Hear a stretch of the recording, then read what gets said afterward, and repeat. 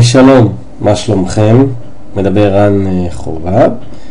המצגת תהיה הפעם בנוגע לרכישת נדל"ן בארצות הברית, היבטי מיסוי.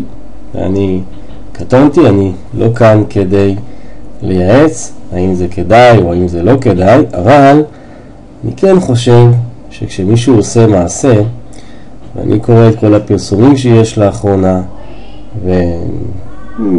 אם זה במדיה, אם זה ברדיו, על הבטחות של תשואות וכן הלאה, זה דבר שאני קורא לו סולם התשואה.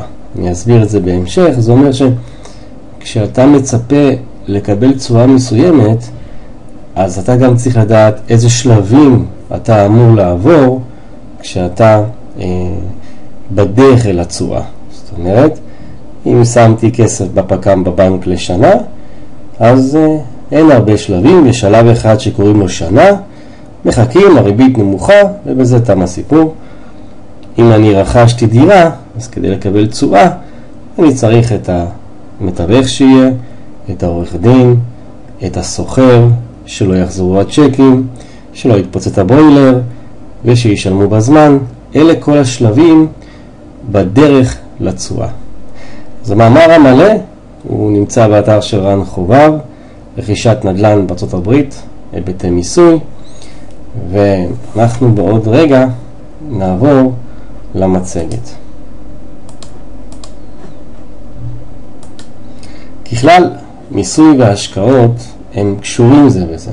זאת אומרת שכשאתה מבצע איזושהי השקעה, לא חשוב מה, אם זה בניירות ערך, אם זה בנדל"ן, בכל מה שיש, אז עולם המס קשור בעולם ההשקעות, וברור שככל שאתה משלם יותר מס, זה משפיע בסוף על התשואה נטו.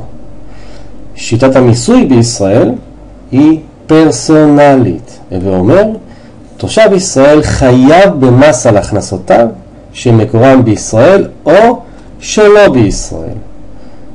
על אותו משקל, אגב גם תושב חוץ, חייב במס על הכנסותיו אם הוא הפיק אותם בישראל. אז אם רכשנו דירה, האם העברת כסף לחול לצורך רכישת הדירה, האם זה אירוע מס? אז יש סעיף ספציפי שמדבר על זה, הוא סעיף 170, ובעצם הוא מפרט את העקרונות, האם זה חייב או לא חייב. אני לא ילאה אתכם, אני רק אומר בקצרה, שכל המשלם לאדם שאינו תושב ישראל, לא, או למישהו אחר בשבילו, ייתכן שזאת תהיה הכנסה חייבת, אבל ספציפית כאשר אנחנו מעבירים כסף לקנות נדל"ן בחו"ל, זאת העברה שאיננה מחויבת בניכוי מס.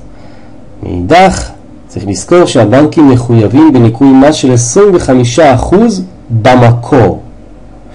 בעצם הבנק משמש כגובה במקרה הזה, ויש לו מספר תנאים שהוא יכול להפעיל את שיקול הדעת, אבל לרוב מה שבעצם קורה זה שהבנק יבקש אישור הפותר את מי שמבקש להעביר כסף לחו"ל מניכוי מס במקור, ובעצם אותו אדם שרוצה לקנות את הנכס לחו"ל ייגש למשרדי מס ההכנסה והוא יידרש לפתוח תיק כדי להוציא אותו פטור מניכוי במקור.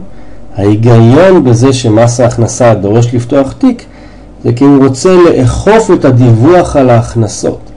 אז שוב אני אומר בקצרה, בעיקרון העברת כסף לחו"ל לצורך רכישת נכס זה לא אירוע שבגינו צריך לנקות מס במקור, אבל הבנק יכול, וזה מה שקורה במרבית המקרים, לבקש מכם אישור כזה. ביקש, ניגשים למס הכנסה, שם יפתחו תיק, לאחר מכן ייתנו לכם את האישור הפותר מניכוי במקור.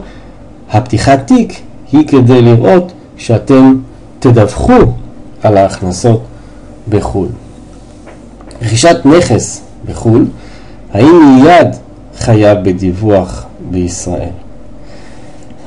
אז זה ככה, במידה ובעל הנכס ויש לכם נכס בחול שהוא עד 1,872,000, זה נכון לגבי שנת 2014, אם אתם לא מפיקים ממנו הכנסה, אז אין חובת דיווח. שוב, לא לעשות הגבלה, זאת אומרת, אם הכסף הזה למשל שוכב בבנק, וגם הריבית היא 0, זה נקרא מפיק הכנסה. אם קניתם נכס עד הסכום שאמרתי, והוא עומד, אז אין חובת דיווח. אבל, סעיף 25 לפקודה, הכנסה משכר דירה מחול, תושב ישראל, שהייתה לו הכנסה מדמי שכירות מהשכרת מקרקעין מחוץ לישראל, הוא חייב במס על ההכנסה הזו בכפוף לאמנת המס. במקרה הזה, אמנת המס בארצות הברית, יש שתי אפשרויות, תשלום מס מופחת בשיעור של 15% על ההכנסה, וזאת בתנאי שלא ינקו מהכנסות הוצאות, למעט הפחת ולמעט בעצם קיזוז תשלום המס ששולם בארצות הברית.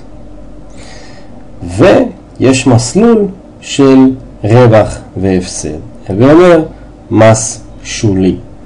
צריך לקחת בחשבון שבעצם כשאתה הולך על תשלום מס סופי של 15%, זה פיקס וזהו. אם אתה הולך על מסלולים של רווח והפסד, יש גם חבות של מס הכנסה לפי המס השולי, וכמובן ביטוח לאומי שבמסלול כזה יבקש את חלקו. נושא של רווח הון, אז רווח הון של תושב ישראל בחו"ל, תושב ישראל יחויב במס רווח הון במכירת נכס, אין בישראל ואין מחוץ לישראל. צריך לזכור שהנכס אכן נמצא בחו"ל, אבל תשלום המס, אגב, תשלום מס זה לא אומר שבאמת יהיה, כי תשלום המיסים ששילמתם בחו"ל מקוזז, אבל הוא חייב במס גם בישראל. זאת אומרת, על המס ששילמתם בחו"ל כנגד רווח ההון יקזזו, ואם יש עדיין יתרה לטובת מס רווח ההון בישראל, אז אתם תשלימו. צריך לזכור שלרוב בנושא רווח ההון אין הרבה השלמה. יש צורות שונות של התאגדויות, יש LLC, חברה משפחתית, אבל צריך לקחת בחשבון שסוגי המיסים שאנחנו משלמים על נכסים בחו"ל זה כנגד השכר הדירה השוטף וגם מס רווח הון. נושא של קיזוז הפסדים, בעצם מס הכנסה לא מעוניין שהפסדים שיש לכם בחו"ל תיארו אותם לכאן.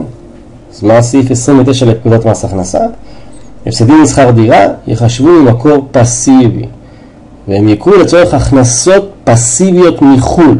זאת אומרת, הפסד משכר הדירה מחו"ל נתן לקיזוז כנגד הכנסה מריבית בחו"ל. ואם יש הפסד צבור כזה, בסופו של יום, ולא קיזזתם כנגד ריבית מחו"ל, לא יכולתם לקזז, הוא יכול להיות מקוזז כנגד מס שבח בישראל. צריך לזכור כמה דברים מאוד מאוד חשובים, רק לציין אותם, שבעצם כשאתם הולכים לרכוש דירה בחו"ל, אז יש כמה אפשרויות של התאגדות. יש מה שנקרא ההתאגדות האישית, זאת אומרת אתם קונים באופן אישי, ישיר. יש התאגדות שהיא הקמת חברה שקופה, זה נקרא LLC, Liberty Company, ובעצם התהליך הוא מהיר, בתוך כמה ימים יש כזו חברה שהיא מעניקה בעצם חסינות כנגד תביעות משפטיות, היא מאפשרת גמישות בצד תביעת הוצאות, מאוד מאוד דומה לחברה משפחתית בישראל, שהיא בעצם צינור להכנסות, יש לה נישום מייצג וכן הלאה. רשות המיסים בישראל לרוב תכיר בחברה שנרשמה מחוץ לישראל כחברה משפחתית בישראל, זה גם מתכון לתכנון מס. אז זהו, כדאי או לא כדאי, זה כבר עניין אישי. רק כשאתם מבצעים את הדברים האלה, תיקחו בחשבון את מה שדיברתי בהתחלה, את מה שנקרא סולם התשואה. זאת אומרת, ההבדל למשל בהפקדת כסף בפקם בבנק, יש שלב אחד בלבד, זה זמן, והסולם קצר, התשואה נמוכה, כי הריבית כרגע מאוד נמוכה, אבל לא כך שמדובר בנדל"ן, זה בעיקר בנדל"ן בחול, זאת אומרת, יהיו בסולם שלבים רבים, זה הון, מיסוי, נותני שירותים, מס, דיווח, החזקה, ניהול, גבייה, שינוי בשער חליפין, מחירה, רווח הון. כל השלבים האלה הם בדרך לצורה שהבטיחו לכם או שאמרו לכם וכן הלאה. אז לפני שאתם עושים משהו, פשוט תבדקו. אני הייתי רן חובב, ושוב תודה רבה על כל התגובות המחממות. המאמר המלא נמצא באתר, רכישת נדל"ן בארצות הברית, היבטי מיסוי. תודה רבה לכם ולהשתמע.